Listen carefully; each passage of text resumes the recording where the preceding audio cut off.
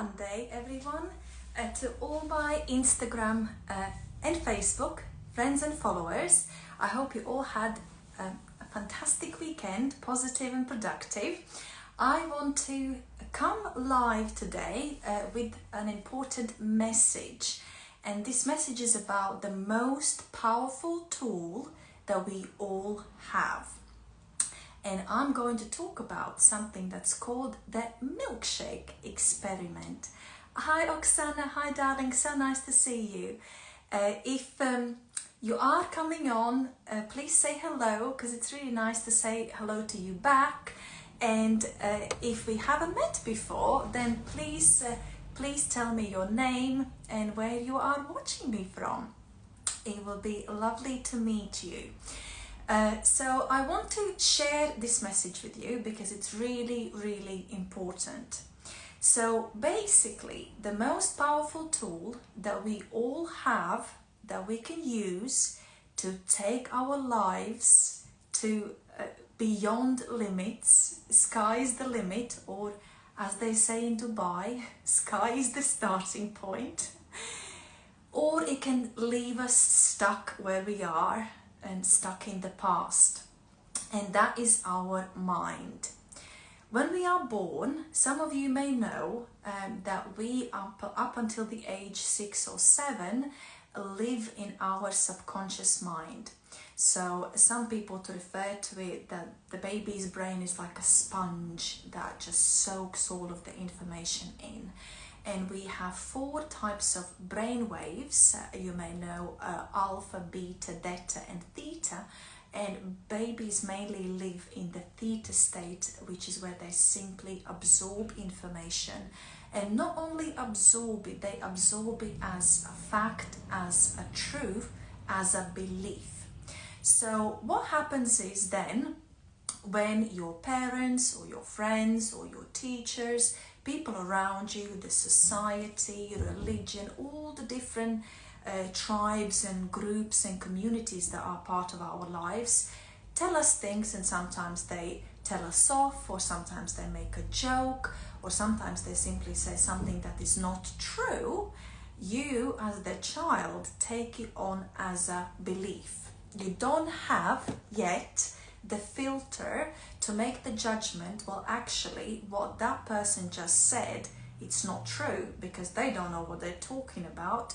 How can they say X, Y and Z when they know nothing about it? Or that person just said something to me because they were very emotional, very stressed, very angry. They just said something they simply did not mean. Or somebody, well, that was just an innocent joke, or that was just someone being sarcastic. Children don't have that ability to distinguish between those things.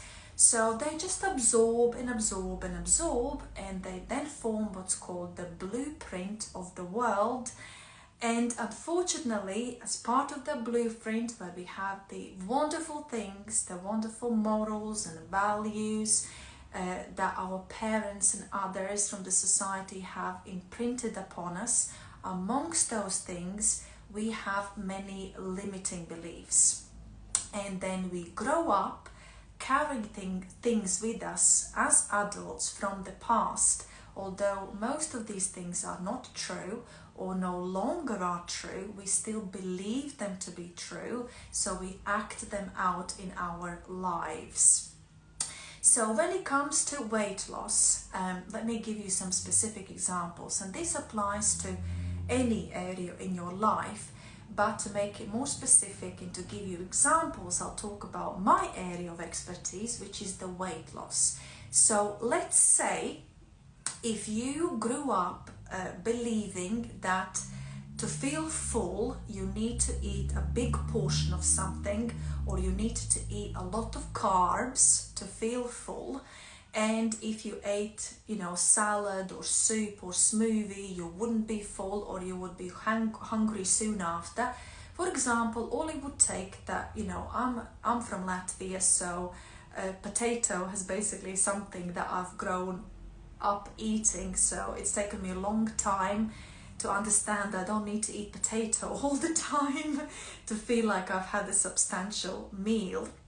And also it could be something like, you know, if you have to choose between meals and your parent says, I know you may want to eat that salad, but you better eat the pasta because we are going out, we'll be gone for a couple of hours. I need you to be full for longer. You're going to be very hungry very soon if you eat that salad or if you eat that piece of fruit. You know, you get the idea. So then we grow up thinking that healthy foods are foods that don't make us feel full and satisfied, that we're forever feeling hungry when we go on a diet and we try to eat healthily and lose weight because we hold that very strong limiting belief. The same goes for exercise as well. It took me a while to realize, but one of the things that I had to heal is that one of the teachers that I had in school in sports, a PT teacher, she wasn't very nice to me. And as a result, I took on the belief that I disliked exercise as a whole. So there was always that resistance to any type of exercise, and it took me a while to understand that it was simply because that came from that one teacher. Then let's add in a third layer in this, which is genetics. If some of you may met my family, some of my family, or seen them on social media, they're quite small, they're a lot shorter, they're quite slim people. I'm quite tall, you know, I'm built differently, I've got wide hips. So I take a little bit more after my dad's side of the family. And when I grew up with my petite mom and my petite auntie, I always felt like I was really big, and my family would sometimes refer to that and say, well, you're taking after your dad's sister, or things like that. And there was nothing wrong with that as such, it's just like a matter of a fact. But I took on the belief that I'm big, I am big. And then I believed it was hard for me to lose weight. And the hardest thing was when I actually went to do a nutritional DNA test. So I went to this clinic, I gave a sample, and it showed my genetics when it comes to nutrition. And it will show you how your body processes fat and carbohydrates, what type of exercise is best exercise for your body type, for your genes, and so on and so on. So I took this test, and this is my early 30s, and the test came back and said I had terrible genes. And this nutritionist, I remember to this day, like the look on her face, she didn't know what to say for quite some time. She was just looking at the piece of paper and she said, I do feel really sorry for you. She said, it's not often that I see such a helpless case. Like, because normally, if people can't process fats very much, they can eat more carbs, or if they don't process carbs very well, they can eat more fat. And this is really useful to know, because then you can know what things you can indulge in a bit better, because your body will process it a bit better. But for me, basically, it was eat grass. If you want to be slim, eat grass, and basically exercise for hours on end each day, because that is the only way you're going to be slim. To top it all off, at the bottom it had my metabolic age, and as I said, at the time I was 33 or something, I can't remember exactly, it was in my early 30s. It said that my metabolic age was the age of a woman who's 55. So the feeling of defeat when I walked out after that consultation, let me tell you, that was like, there's no hope for me. Jesus Christ, it's a wonder I'm not even 3 times the size I am. So then I had this piece of paper with my genes to say, that is your destiny.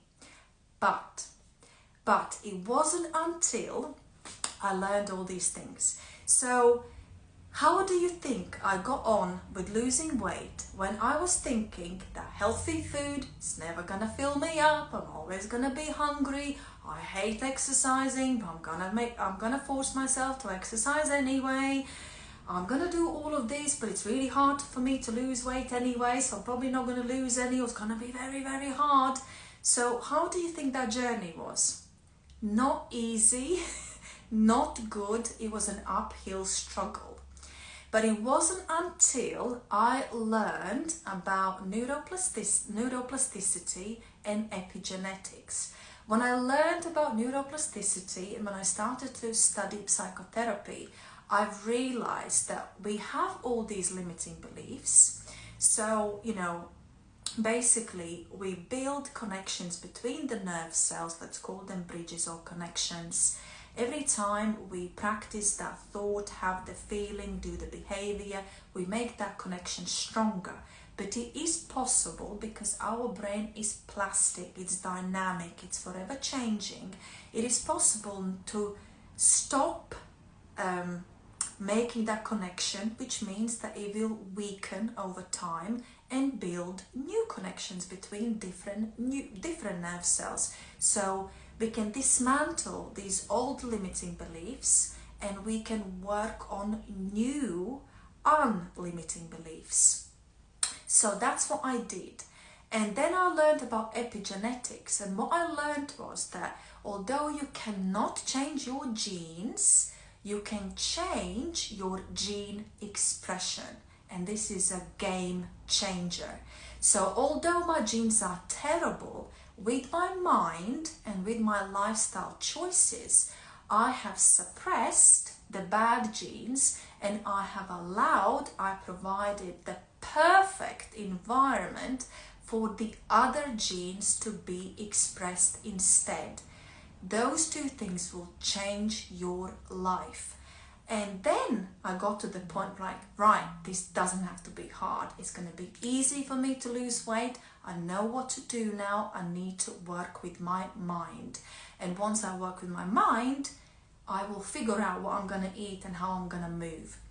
So this leads me to the milkshake experiment that I want to tell you about today. So there's a scientist, a psychologist in New York, Cumbri is her last name if you want to look this up. She did a study. She was very interested to see how people perceive the information on food labels. And how does that affect us psychologically? Hi Christina, nice to see you on here again. Repetition is how we learn. I'm so pleased you jumped on here as well. So yes, so how do labels affect us? And oh my God, let me tell you about this experiment. So they had two groups of people and they gave these people a milkshake. This milkshake contained approximately 300 calories. And to the first group, they wrote on the milkshake to say that it was a Sensi shake, so it was a slim shake. It had 0 fat, 0 sugar, and it only had 140 calories. So that's your first group. What happened to the second group? To the second group, they gave a milkshake that they labeled indulgence. It had loads of fat, loads of sugar, and a shitload of calories, 620 calories. So you have these two groups of people and they're having the same drink. What did the results show? There were many different things that they measured, but I want to concentrate on one thing for this live, and that is the level of your hunger hormone ghrelin. The people that drank this shake thinking that it has no sugar, no fat, it's only 140 calories, their hunger hormone after having those 300 calories, the same as the other people, their hunger hormone was 3 times higher. 3 times higher. They were 3 times more hungry, although they ate exactly the same thing. So, and the people that had the same shake with 300 calories, their ghrelin was suppressed, their metabolism was speeded up, and it didn't matter what they ate. Because the key, my friends, is here. It's in your psyche. Your mind, what does that mean? When I, and maybe some of you, were looking at the salad, at the soup, at the Slim Shake, thinking, this is not very many calories, I'm gonna be hungry in an hour, I'm not gonna feel full after eating this, so be it. Your wish is my command. When you go to do exercise and you think, I'm gonna hate it, my legs are gonna ache and I'm probably not gonna lose any weight, so be it. When you then go and do all of these things and you think about weighing yourself at the end of the week and you think, I bet I haven't lost any weight because I have got the bad genes, I've got the slow metabolism, so be it. Do you understand? That is how it works, my friends. That is the thing that we have to work with our mind. And like I said, it applies to any area in your life. So that's why, without addressing any of those limiting beliefs about anything to do with healthy lifestyle, you will forever go from one diet to another. Doesn't matter what the diet is. You will go from one fitness program to another. Doesn't matter what coach, how long, where, doesn't matter. And the same how you perceive yourself. You will never change your identity with doing those things. When you work on your identity, we are all pretty smart people. You will figure out what to eat, trust me. You exercise and you will do it. And it's not gonna matter, I've got to find the best diet, the most calorie fat burning exercise. No, you will figure it out. For me, healthy lifestyle is like the air I breathe. I don't need to think about it. It's because I've addressed those limiting beliefs. And also because I've done that, it doesn't matter what kind of things happen in your life. As you will know, or maybe you don't know because you're new to my world, I've had a baby girl 6 months ago. And you know, and that probably was the hardest test of my healthy lifestyle. Sleepless nights, no energy, no time. And so the methods that worked for me before I had a baby to stay healthy, pretty much none of them work anymore. But because I have changed who I am, I very quickly have adapted and I have found lots of different ways to achieve the same result. And it's actually felt so easy because I haven't really needed to think about it. So it's not that I've sat up late at night or 2 o'clock in the morning when I was breastfeeding looking for, you know, how to be healthy when you're a mom or when you have a small baby. No, we are smart people. You go and you figure it out. But you can only do that once you have changed your mindset. And trust me, once you change your mindset, you become unstoppable. Honestly, I don't know what would need to happen because that stress, lack of energy, lack of me time, lack of everything did not stop me. And I was back to my pre-pregnancy weight like 3 weeks after I had my baby girl, although it wasn't something that I was even thinking about. When I thought about it before I had her, I thought probably take me like 3 months, 6 months to get back into shape. And when I realized that, wait a minute, all my genes fit me and I had a baby 3 weeks ago, wow, like what's going on here? And then I weighed myself and I was like, wow, unbelievable. So, you know, once you change that mindset, you will be able to achieve things beyond imaginable for what you don't think is possible for you right now. So if you have enjoyed this video, please give it a heart. If you've got a friend or friends that would benefit from hearing this information, then please tag them. Please share this message. There are just too many people that were in a situation like me, just going from one diet to another, killing themselves at the gym to only have that result or not have any result, or have a result for short term and then for weight to come back. My weight loss journey was 3 years ago now. So, you know, it's the most important thing to be able to not only just lose weight, but to keep it off. But to do that, you have to change as a person. You have to change your mindset. And if I'm not your coach, then that's absolutely fine. Thank you very much for watching this video anyway. I hope there's something you can take from this, because the principles are the same and I apply them in a different way in my business, in my personal life, because it's all about your mindset no matter what area in your life. I'm just using weight loss as an example. Or, you know, if you do want to lose weight, go and find a coach, if I'm not your person, that will work with these things with you, because that is the important message that I'm trying to share with you today, that it's always the inner work, and working on yourself, investing in yourself is the best investment you will ever make. It's the best work you will ever do that will pay you back again and again and again. You'll see a return after return. My masterclass, I've got a masterclass coming up at the end of the month on Monday the 26th of February. Train your mind to lose weight.